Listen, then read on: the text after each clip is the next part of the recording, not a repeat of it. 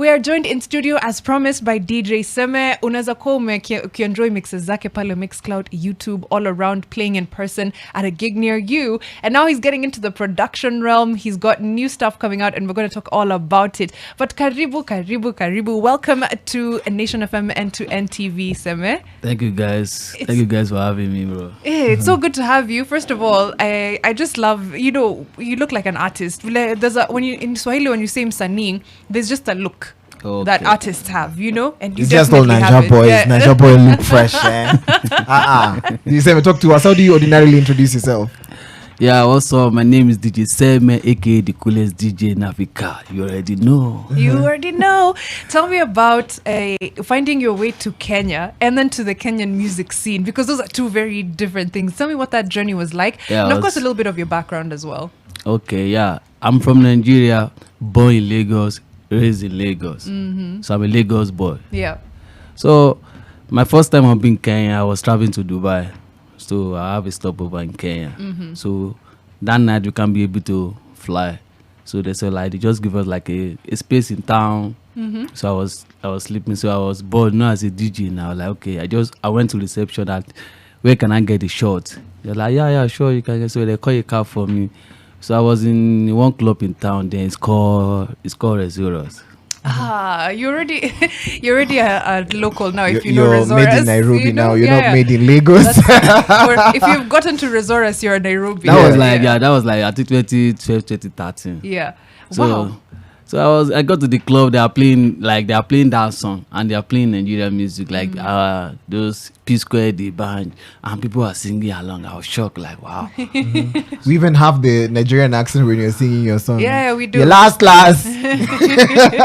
So I was like, wow. So they are singing our song in this country or something like that. So I was like, okay. So I go to Dubai for my show, and I call my brother in Nigeria that, bro, do you know there's this country called Kenya? They are really singing Nigeria song. My brother was like, Kenya. When we are in Nigeria, they always show this Maasai animals. They don't the marathon. They don't really show us what is really happening in the country. Party time. So my brother was telling me, are you serious? Those people there, it's like animal country. I like, They're just running and hunting. That's all they do. Yeah. So I explained to him okay. It's 6 months later, so because it's like music, so it's like signing artists. So I was like, we need to go there. So 6 months later, we come back to Kenya. So then we are introduced to there's a lady called Sapsara then in Riara Road. Yeah. So we are working with Sapsara then, working with Kamula. So things then we spent a year plus, but things is not really going the way we want it. So me and my brother will go back. So I was doing my thing in Nigeria. I was like, I need to come back to this place. I don't have something that is, I really because the first time I was there, I was started having that I think I can do something here. Yep. So I come back in 2014. So I started going to the club.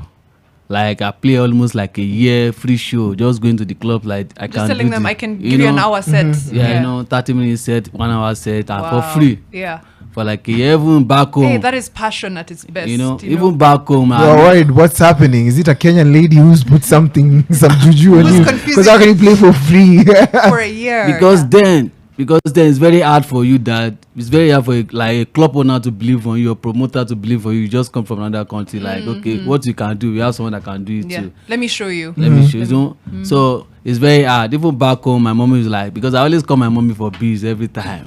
I need to pay rent, I need to eat. So my mommy is what's wrong with you, bro? Come back. You have a room here, you have a house, you have everything here. But I just this is what I really want to do. Yeah. So 2015, so Wizkid was here. He was performing KICC. So they are looking for a Nigeria DJ that can perform, that can make the crowd, Yeah. So I was go crazy. I was called. I was performing. When I was performing, so I supposed to perform. The Wizkid coming. So Wizkid was the backstage. So Wizkid was feeling this. So now I think the promoter or something who's that DJ? It's from your country. It's feeling the vibe. Yeah. I was supposed to play for 30 minutes. They had another 30 minutes for me. Oh, nice. So I played for an hour. So from there, I started meeting promoter, this is what this guy can do. So I get a little fans that day, So a month later, Burna Boy was there. I also play for Burna Boy. Oh, nice. So now we are here, coolest. Now we are here. I love. They have arrived. I love the journey, man. It's always so interesting. People see people pop up, and you always think they dropped from heaven, you know, and they were just, and then they were successful. But I love to know the work behind it. But now you're also switching to production. Not switching. You're making a move into production. Yeah. Have you always had that ear that's just like I can not only hear good music, I can make good music, or is it something you learned very recently about yourself? No, it's not something recently, but because my brother is also into music, he's sign artist. So when we're always in the studio, I'm like, I really want to do this thing, but there's time for everything. So and every time I go to the club, like people know you that you're inside the club, and MC will just call your name. DJ Seme in the house, that's all. So I was in my head that I think it's the right time I need to put on like a project of music. So when you get to the club, they call your name and they play your project, and people are dancing to it and still feeling like okay, you're still around. You need to elevate next level. Something like that. Yeah. So how did you come around choosing the artists that you'd like to work with? Because I know you've started working with Nviri, you have a new release. Can you talk to us a little bit about it? And of course, how you got to collaborate with Nviri, who's a very good singer. Yeah. So my first song is called Fire Away. My hype man and a guy called Mercury.